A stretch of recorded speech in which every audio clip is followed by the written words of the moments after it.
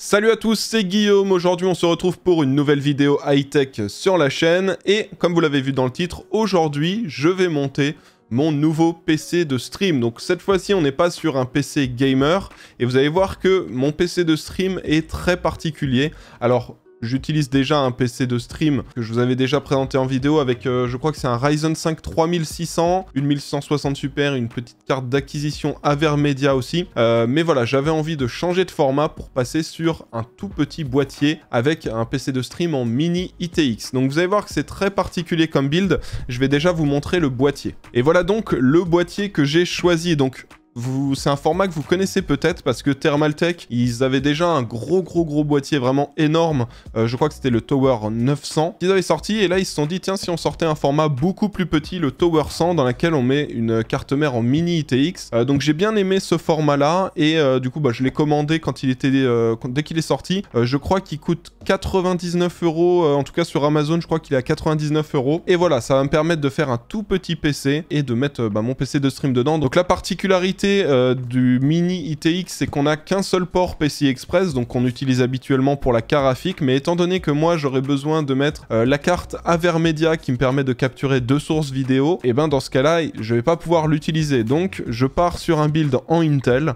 avec un processeur Intel qui a une puce graphique intégrée, et ça va me permettre du coup de gérer tout l'affichage de mon PC de stream avec ce processeur. Donc celui que j'ai choisi, c'est le Intel Core i9 10850K qui sera normalement largement suffisant. Donc il va gérer l'affichage, il va gérer le streaming en 1080p 60 et l'enregistrement en 4K 60. Et voilà, ça va me permettre de tout gérer en même temps.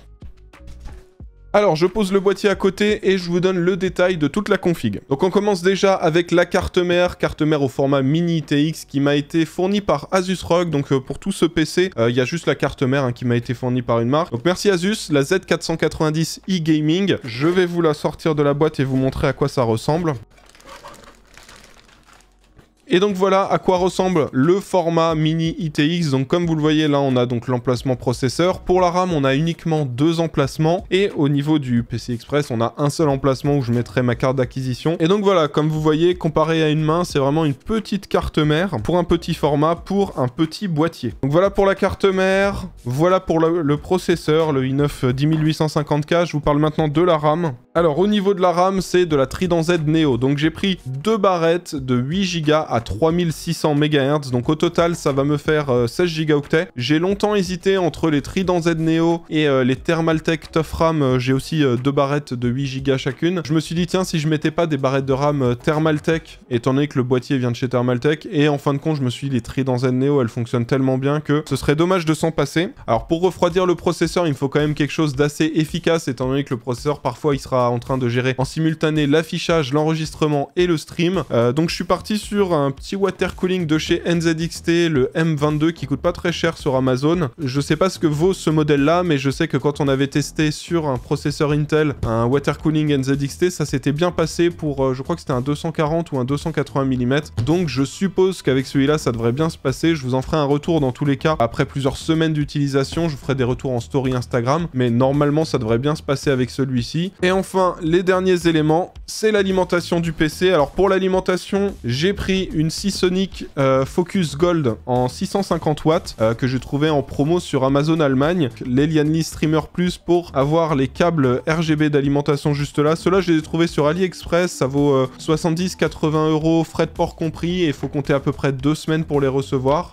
Et donc voilà, dernière chose que vous voyez pas, c'est le SSD, mais en fait, je vais reprendre le SSD que j'utilisais dans mon ancien PC stream pour le mettre dans le nouveau. C'est pour ça, là, vous le voyez pas parce que il est en train d'être utilisé. Du coup, voilà, c'est à peu près tout pour les détails des composants de mon nouveau PC de stream. Dites-moi ce que vous en pensez. Est-ce que vous pensez que c'est si intéressant que ça de se faire un tout petit PC de stream? Moi, j'avais envie vraiment de quelque chose de compact, de fonctionnel et d'efficace, et je pense qu'avec ça, normalement, j'aurai largement assez de puissance pour tout faire tourner dans un format très compact, et normalement, ça devrait pas trop chauffer. Donc voilà, j'espère que ça va vous plaire. Du coup, c'est parti. Je vous mets un petit timelapse du montage du PC avec différents plans, et on fait un petit débrief après une fois que tout est monté. Allez, c'est parti.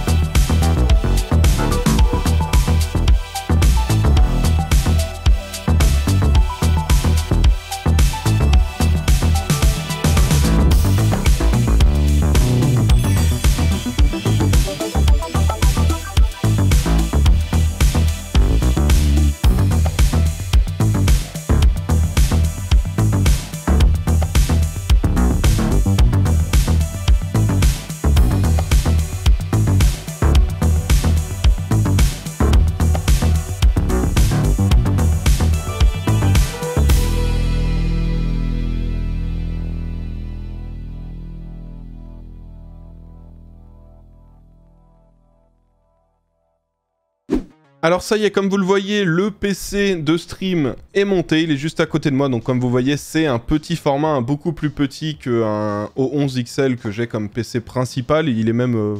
quasiment 2 fois plus petit. Donc je suis content du résultat. Alors pour info, là, cette partie de la vidéo, c'est presque 10 jours après, parce que j'ai dû faire des déplacements pour des tournages, des choses comme ça. Mais voilà, donc c'est pour ça que vous voyez que ça se passe un petit peu après, et que le setup, il est plus 100% pareil. Comment ça s'est passé du coup, ce montage? J'ai eu quelques petits problèmes. Déjà, vous devez regarder le PC, vous devez vous dire, Guillaume, c'est quoi ce PC avec quasiment pas de RGB? Tu nous as habitués à mieux. Alors oui, j'ai eu quelques petits soucis. Déjà, j'ai eu un souci avec le water cooling. Alors, le souci que j'ai eu avec ce water cooling, donc le Kraken M22, en soi le montage c'était ok, hein, pas trop de soucis, mais étant donné que là on est sur un PC mini ITX avec un format très spécial, on a toute la connectique de la carte mère qui est sur le haut du boîtier, donc c'est sur le dessus là qu'on va brancher toute la connectique, les câbles HDMI, etc. Et bien du coup l'orientation du water cooling est différente, et du coup le haut du water cooling il est vers la connectique de la carte mère, et sur le haut du water cooling nous avons un câble USB à brancher et ensuite sur la carte mère, et le souci c'est qu'avec cette configuration là, ben j'ai pas assez de place pour brancher le câble sur le water cooling, et